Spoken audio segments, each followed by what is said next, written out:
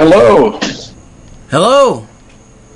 Hey, man. Dude, what the fuck is going on, man? Fucking, we just got done blasting Signs of the Swarm, Hell Must Fear Me. And, dude, I gotta tell you, man, I don't know what the fuck you guys are doing, man, but that shit is insane, dude. Holy fuck. Thanks, Zach. Thanks, man. I appreciate it. It's badass, man. It's a fun song. For everybody out there listening, man, we have Bobby right now on the air with us from Signs of the Swarm. So dude, how you guys been? I know you've been busy, man. A lot going on in your camp, but tell us what's going on in your world. Oh yeah, man, very busy. We actually just kind of this week settled into like our downtime for the next couple months before the album comes out, and in a couple weeks, and then we hit the road again. So just got back from Europe.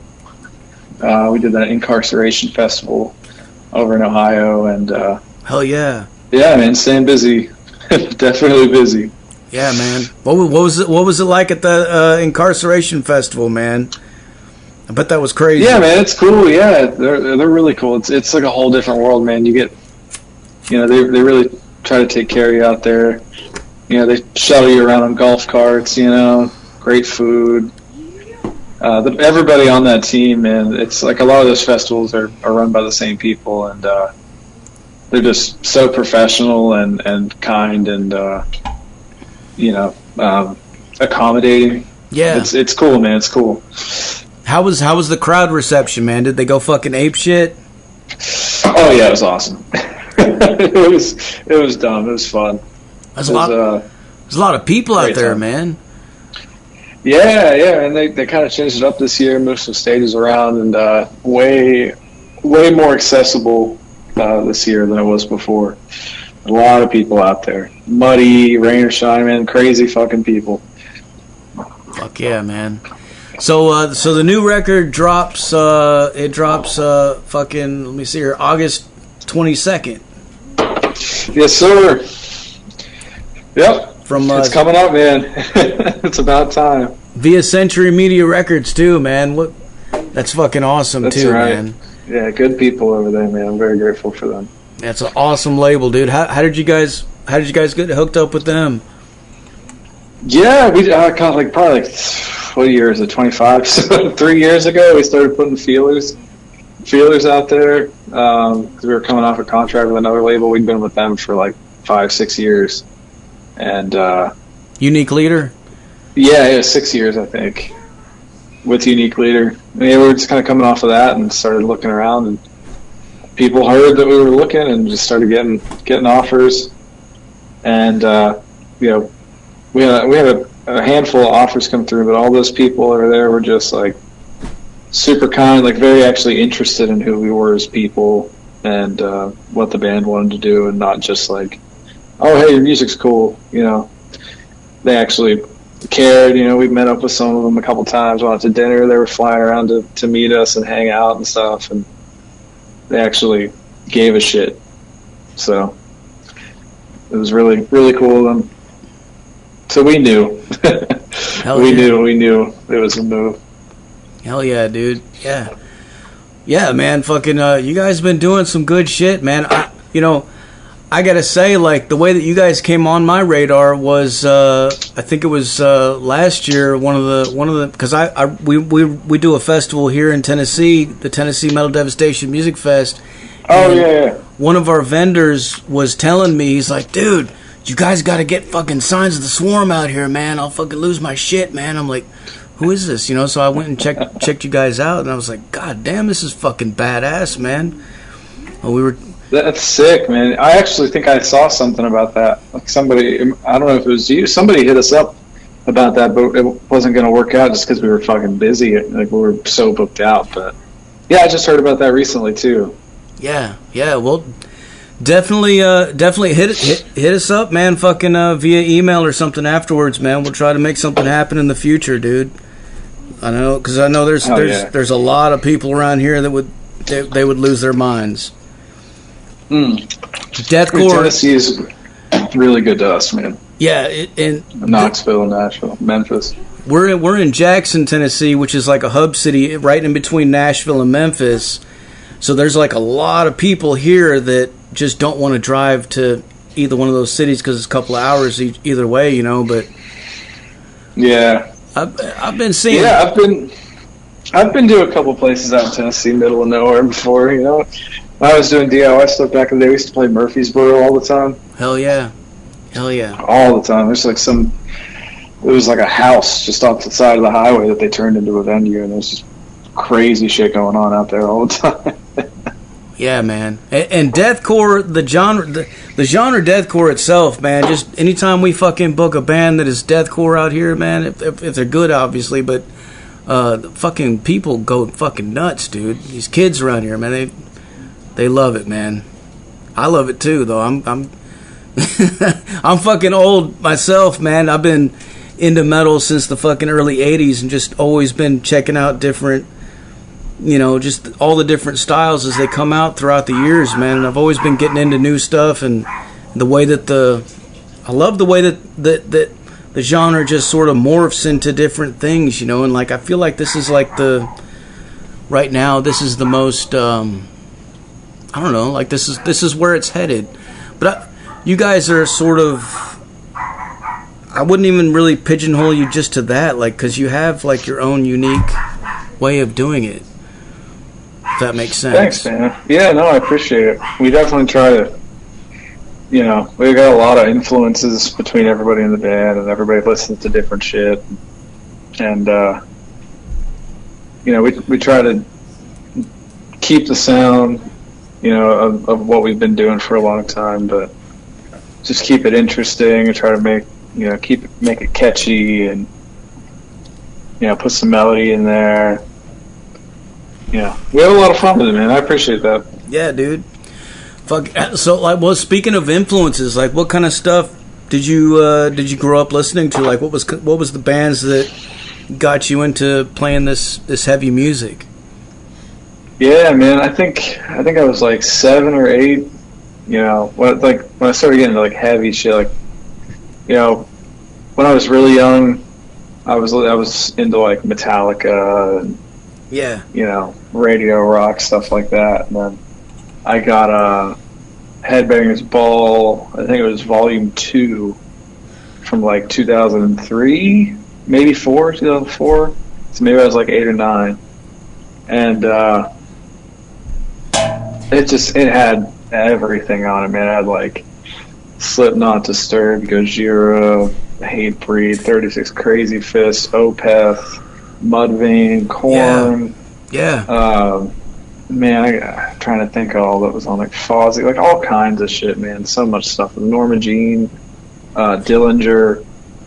So I got that CD off somebody, and it just like threw me in the down the rabbit hole of like, I never knew shit like this existed.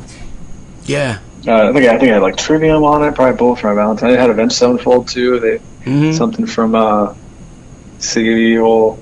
Like basically every fucking great band from like the early 2000s was on that like double CD. And yeah, man, that definitely sent me down the rabbit hole for sure. Dude, every band that you just named off, like I can think of that I remember seeing them start out at Ozfest, man. At the Ozfest shows, man, because I was going to all those in the early 2000s, man, and I saw all of them, man, fucking on the small stage, you know, like nobody knew who they were, man, but Ozzy put them out there, man, and let them fucking do their thing, and they just exploded, man. That was the time. I was talking to somebody about that the other day. That, you know, obviously like Ozzy and, you know, Sabbath also, it's like, there's a lot of people now, it's not really crazy or heavy, but obviously for the time it was, you know, fucking top notch. But yeah, early 2000s, you know, him and all like that whole team was bringing out like heavy shit. You know, they had like, I mean, even Whitechapel I think was on an Ozfest. Yeah. Later on, and they had a heavy shit out there. Yeah, man. It's mind blowing when you really think about it, like how far this genre of music has come, man. Like literally from War Pigs and shit like that, from Black Sabbath way back in the 70s to all the way to now. You know, like it's so different, but yet it's all still kind of rooted in that same, you know, it all came from that, you know, like it's just... Oh, yeah. It's all been done before, you know. It's just a matter of taking it and kind of trying to make it your own. Yeah. It's just bending it this way or that way, turning it upside down, backwards, forwards, and just like it's. But like, yeah, man, it's really weird, man. But you listen to some of the music nowadays, you know, and it's just so fucking. Some of the stuff is so fucking heavy, like what you guys are doing, man. This shit is fucking heavy as fuck, man. It's badass though. I love it. Thank you, man. Yeah, we you know, like I said, we just try to have fun. Just always trying to be having, just always trying to keep that, you know, in the back of our minds. Like whatever we do, you know, we try different shit and try to make different sounds and stuff. But it's just got to be heavy. Hell yeah! So the name Signs of the Swarm. How did you guys come up with that, man? Honestly, I can't even tell you. Like, I came into the band 11 years ago, maybe almost 12 years ago now, something like that. I got you. So they already had it. Yeah, so it was just two dudes, 2 or 3 dudes at the time, and from Pittsburgh, and they posted a video jamming in a practice room that they were looking for more members. And I just blew them up until they let me come try out. But from what I understand, there were like 3 or 4 names before that, because the 2 dudes that really like started the band up were like friends in high school, and they would get together and do cover songs and stuff, and so then they knew each other for years. So like when they were in middle school, it was like a different name, and then every year it was a different name, and then eventually like it became Signs of something, and then eventually it was Signs of the Swarm. So yeah, that was, to be honest with you, kind of lost in the ethos at this point, but it basically just sounded cool. There was really no deeper meaning to it, for better or worse. Well, it's fucking cool, man. The logo is fucking sick, and the album artwork for this new record, To Rid Myself of Truth, is fucking badass, dude. I'm sitting here looking at it right now, man. It's just there's a lot of stuff going on in there, man. It's really cool. Thank you, man. Yeah, it's cool. We there's a lot of imagery from the album shit kind of crammed into that. Who did you guys get to do the artwork for that? Yeah, his name's Vlad. I actually don't know how to pronounce his last name, so I'm not even going to try. But we found him on Instagram probably like a year ago, because for the last couple of albums we've done like the 3D rendering kind of artwork. Mm-hmm. It goes really clean, and it's usually more affordable than like the hand painted stuff, which is awesome. But it can get pretty dicey with that shit. Mm-hmm. And it's easier to kind of make changes and get an idea of what you're going for with that. Yeah, and he just had some shit that on his page that was really kind of in the style. We knew we wanted that kind of like gothic, almost like Roman Empire kind of look going on with all the stone stuff, and he had some shit like that. So yeah, it just kind of came together, man. Yeah, I love it, man. I love the way that the gold and stuff pops out from the fucking like concrete sort of looking shit, man. It's fucking badass, dude. Yeah, and so like, yeah, it's kind of like we had the artwork done before the record was even done. We before we went to track it, and Dave had this idea for our vocalist for To Rid Myself of Truth, and so we started putting some of those, trying to figure out how to fit in some of those ideas in the name of the album, like into the actual artwork. And that was kind of his idea, like having these like angels and demons like chipping away at that figure on the front. That's like shedding things, kind of like it, getting stuff off of your chest. Yeah, to rid myself of truth, man. Exactly, yeah. Yeah, dude, I totally get it, man. It's cool, man. So, as far as like lyrical themes and stuff, man, on this record, what are some of these songs about? Can you tell us about that, or is it?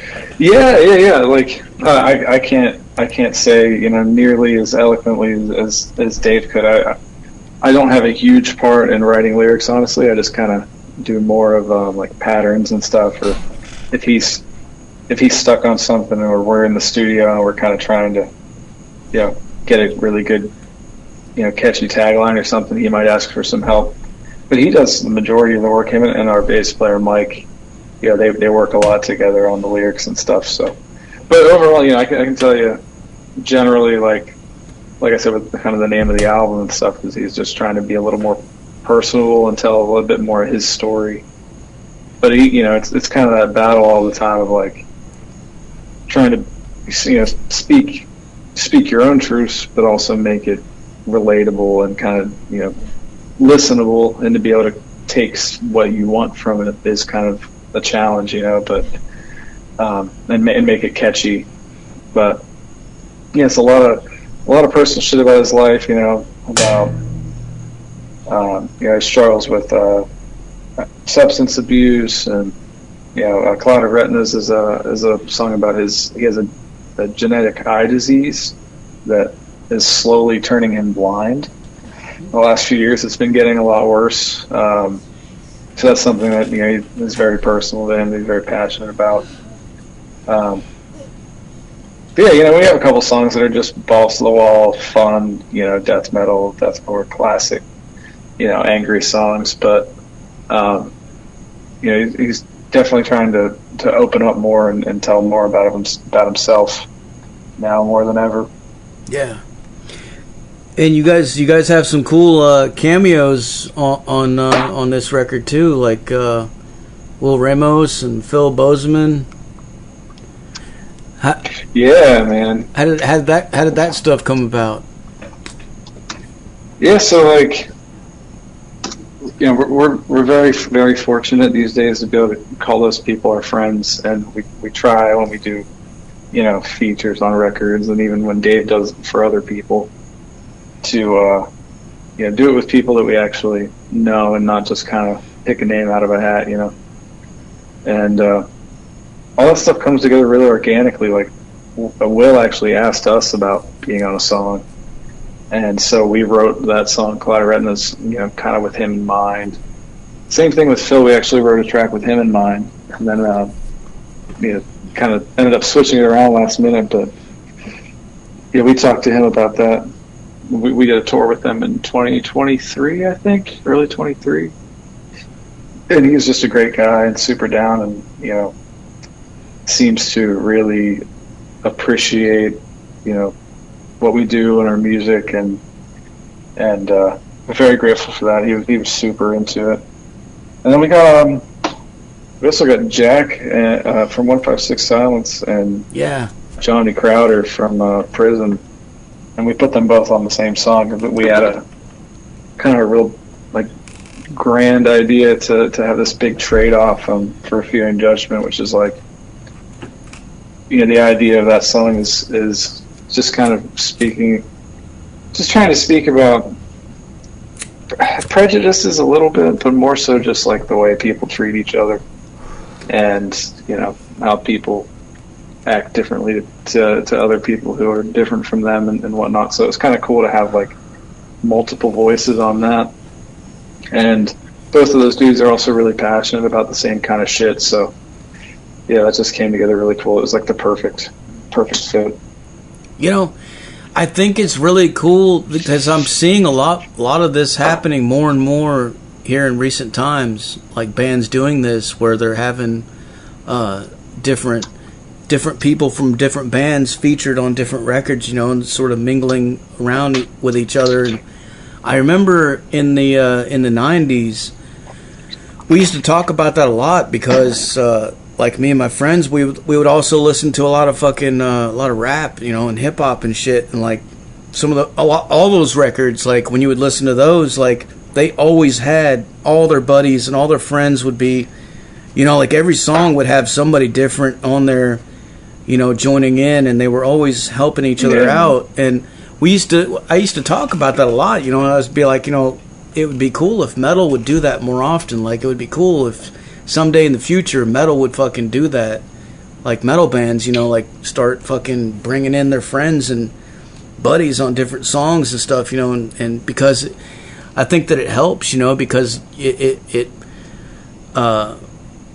shows unity and strength, you know, and it just blows things up even more because you can reach more people because everybody, you know, we're stronger together, you know what I mean? Like, it's like, so like, that's definitely like a huge part of it. I think this, you know, this scene now is a lot healthier than it was, you know, back in the day.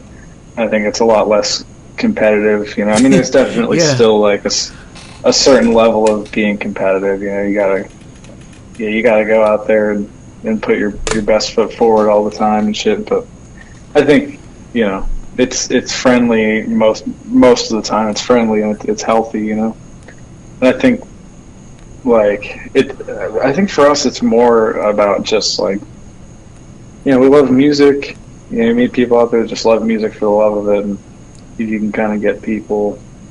It's just fun, man. It's just fun. It's cool to see what people can do, and especially being in a position like that where you get to write a song for somebody that, you know, is a friend of yours that you admire, and kind of have them in mind, and really, like, you know, like doing the song we did with Phil.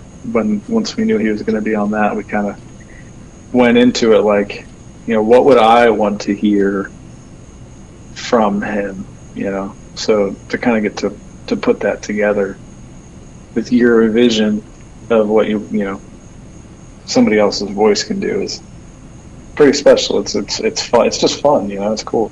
Yeah, and from a fan's perspective, you know, it's really, really cool because when you're a fan of like a bunch of different bands, but then you see them do things together, it's like it just makes it even more like, I don't know, there's an excitement that happens, you know, like, I don't know, I can't speak for everybody, but I know myself, I get excited when I see that shit happen, you know, and I can't help but think that a lot of other people do too, you know.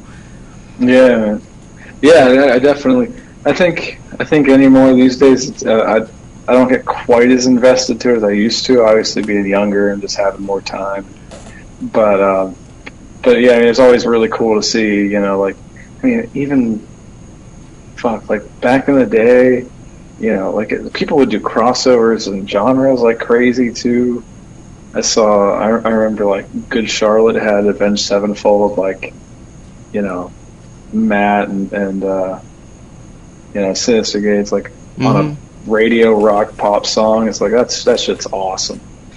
And, you know, I just saw recently there was some band, I don't know who it is, with a female singer that screamed, you know, that she screamed. They got Lil Wayne on a song. Hell yeah! Like, this just came out like a month ago. Insane, and he's like straight up like yelling, like he's like trying to do death metal vocals, like in between rapping. It's crazy. Fuck yeah! It's cool to see. It's an interesting time in music for sure. Yeah, man. Like, one person that definitely comes to mind when I think of all that is Max Cavalera, man. Like Soulfly, dude. All those records, like, he always was bringing in different people and putting them in different songs and stuff, and he did that a lot, man, back in the 2000s. Yeah, I think it was the first Soulfly record I had burned to a CD. Like, I burned it off my grandparents' computer. And yeah, Corey Taylor and Fred Durst was on there too. Yeah, I was gonna say, I think they had Jonathan Davis. It sounds like all kinds of shit, man. It's cool. Hell yeah. Well, so what's coming up next for you guys, man? What do you have any big announcements or anything you want to let people know? Yeah, I mean, we're you know, like I said, we're staying busy. We got tours booked out to the end of the year. You know, we're doing our album release tour this October for To Rid Myself of Truth with a bunch of great bands. We got Mental Cruelty, 1056, Carcosa, Face Yourself. We're doing a Pittsburgh hometown Halloween show. Yeah, they're awesome. They're great people too. We got Belie My Burial from Pittsburgh coming out to do our Halloween show. They haven't played a show in like 10 years, which is fucking awesome. Yeah, we're going back to Europe at the end of the year, Chelsea Grin. Man, we're just staying busy. Right now it's just trying to get the album out and you know, we're doing videos, trying to just get it in everybody's face, man. Just want people to hear it. Yeah. Oh, the videos, man. That's another thing I wanted to ask you, man. Some of these videos are fucking just amazing, dude. Like, what's the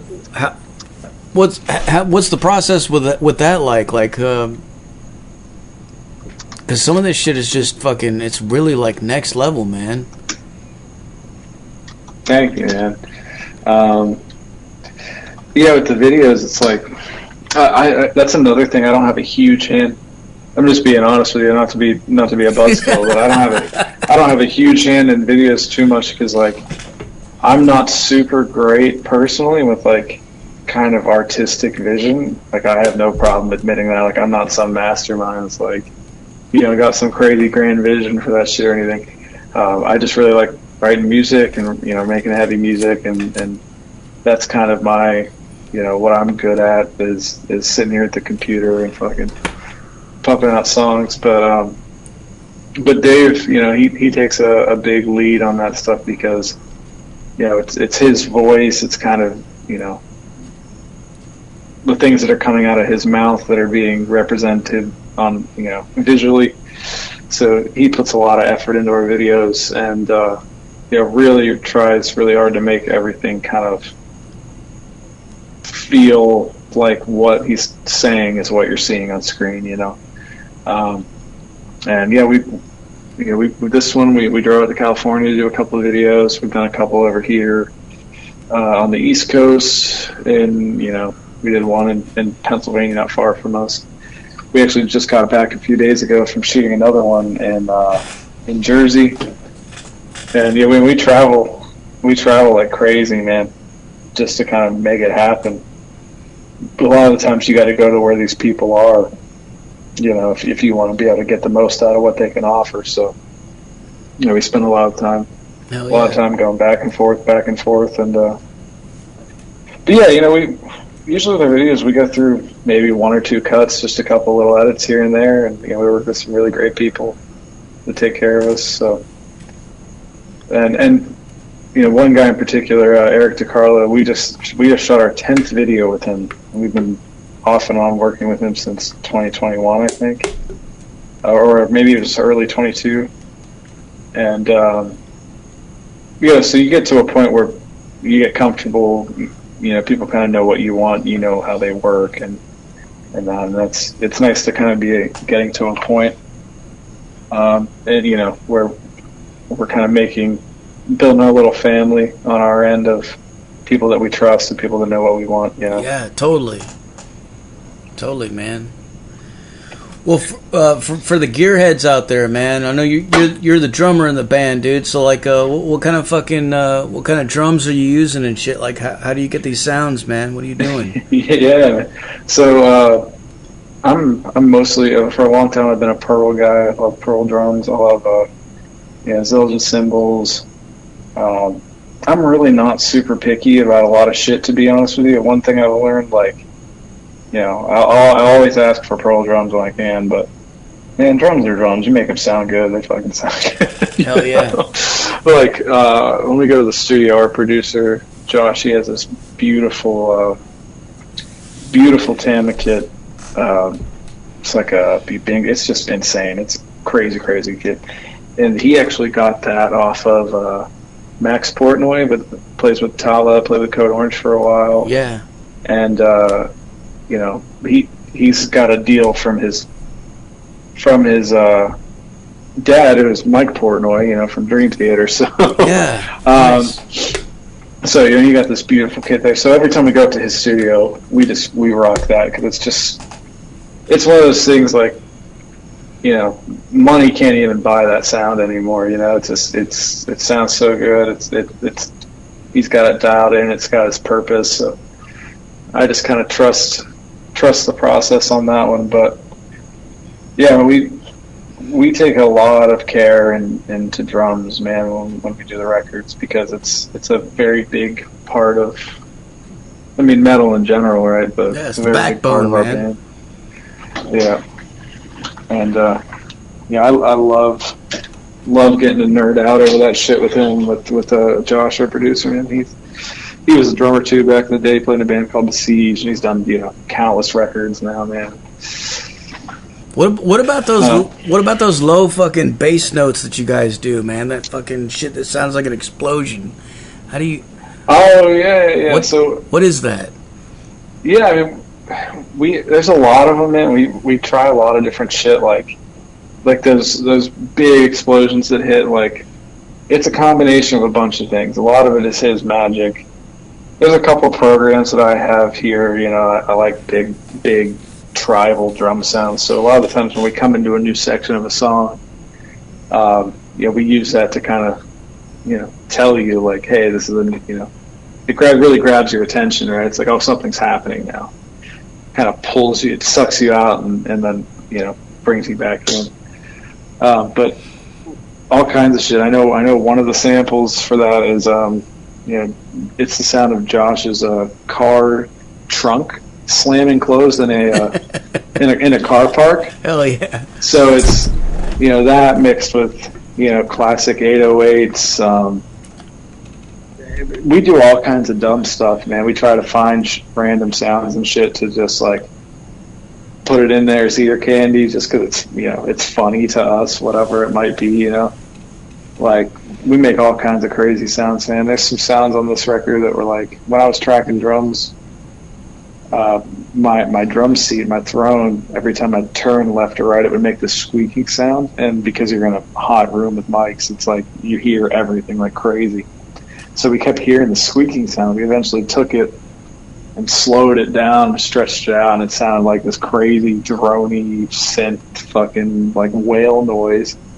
Anyway, we put shit like that in the record just because it's like, you have your loud drums, distorted guitars, crazy vocals. It's like fun, kind of interesting shit that pops up like that. It's like, that's, even if nobody knows it, it's like, it's a little piece of the moment from that time. It's kind of fun. Oh, that's cool as shit, man. Yeah. I love hearing about stuff like that, like different things that people are using, because like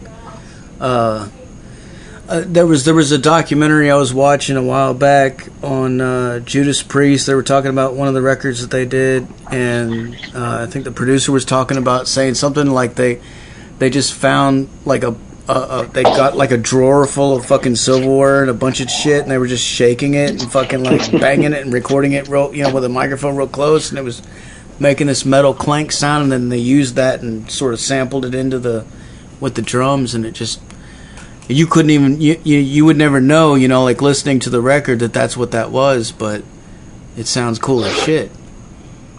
Yeah, man, it's cool. Like, not for this record, but I think 2 albums ago we did an album called Absolute. It was during COVID. We were all working day jobs. I'd come home from work, stay up in my basement, in my old house before I moved where I am now. I'd sit up there or sit down there all night until like 3-4 in the morning, working on this record, and we tracked like almost all of that on our own, just at my house for the most part. And I'd just be sitting down there, I'd be like, I need sounds, for something, whatever it is, and I'd just start, taking shit from my basement. I had this old house, big family house, and there's so much shit down there, and I would just start taking random stuff off the walls, and pipes and poles, and hitting stuff with sticks, dropping cymbals on the ground, just all kinds of shit, just to see what would happen. Yeah. And a lot of that shit made it on that record just because it's like weird time. Couldn't go to a studio really because of we did go track vocals at a studio. We face masks in and out, go into the booth, take it off so they can do vocals, come back out, put the mask back on. Like, it was a weird time, so it's just kind of trying to find whatever you can to inspire you for something, Hell yeah. Hell yeah, dude. All right, well, I guess I'm about out of questions for you, man. Is there anything else you want to let the people know? On today's Bandcamp Friday, too, by the way, so you motherfuckers out there listening, man, go fucking grab this shit. on Bandcamp. Yeah, man, I appreciate it. Everybody's checking it out. I appreciate you tuning in, just kind of getting to know a little more about us and about me. And yeah, man, we're simple guys. We're just here to make fun fucking music, have a good time. I think we got a little something for just about everybody if you like heavy shit. So, fuck yeah. Album's out on August 22nd. Everywhere got pre-orders out. We got a tour coming. A couple of dates are selling out. It's moving pretty quick. So if you want to come check it out and see some sick bands, definitely get on it. Because you might lose your opportunity here pretty soon. What about merch and fucking like vinyl and stuff like that? Is Century Media got stuff like that going on? Yeah, man. We have Century runs a lot of stores for international. Most of our stuff comes from indiemerchstore.com. Nice. Here in the States for pre-orders, we got album pre-orders, which actually we just got all that shit in. We just got those orders in recently, so all that stuff's about to be shipping out. I mean, we only got 3 weeks as of tomorrow until it drops, so yeah, I mean, we got it all. We got shirts, hoodies, vinyl. We have band if you're a vinyl person, we got 4 different variants of vinyls, all kinds of crazy shit, man. We're also bringing some special stuff out on tour if you are a vinyl person. We got, some test presses and shit like that. We're going to be doing some, fancy one-off, vinyl sleeves for that shit too. So we keep it coming, man. Fuck yeah, dude. I also got to give a big shout out to Nikki, man, from Breaking the Law PR for she's great. Hooking us up, man. She's awesome, dude. Love her, man. She's lovely. All of those people over there, Nikki and Jazz, and she does our stuff over in the other side of the world for the most part. But yeah, we have a great team, man. I'm very grateful for everybody. Fuck yeah. Hell yeah. Well, before I let you go, can I get you to make us a station tag right quick? Yeah, man. Whenever you're ready, say something like, "This is Signs of the Swarm, and you're listening to Metal Devastation motherfucking radio." Yo, this is Bobby from Signs of the Swarm, and you're listening to Metal Devastation radio. Fuck yeah. All right, dude. Well, thank you so much for taking the time to talk to us. I really appreciate it. And what I'm going to do now is I'm going to blast some more Signs of the Swarm for these motherfuckers so they can go crazy, all right? Hell yeah, bro. Thank you so much for your time. I appreciate it. Hell yeah, dude. And hey, I'm serious. Hit me up, man. We got to get you down here to Tennessee, dude. Dude, yes. Hell yeah. I would love it. Thank you, man. All right, man. We'll talk to you later, dude. Awesome. Take care, y'all. Cheers. There you have it, folks. Signs of the Swarm on the Zach Moonshine Show with Metal Devastation motherfucking radio. Like I said earlier, put your speakers in your fucking windows, put them in your front lawns, put them in your neighbor's driveway, do whatever you gotta do, man. If you don't see U-Haul trucks every fucking where tomorrow, what the fuck are you doing, man? I'm serious, dude. I'm not fucking joking. You guys hear, you guys, I know you guys hear me say this all the time. Oh, Zach, he's just fucking blah, blah, blah. No, dude, I'm serious. I'm very fucking serious, man. Put your speakers outside. Put them in your front lawns, crank it the fuck up, loud as a fuck, and when you see U-Haul trucks come up and move your neighbors out, you know you done right, man. When you see the cops, I had nothing to do with it. I'm just kidding. Crank it the fuck up, man. Loud as a fuck. Here's Signs of the Swarm.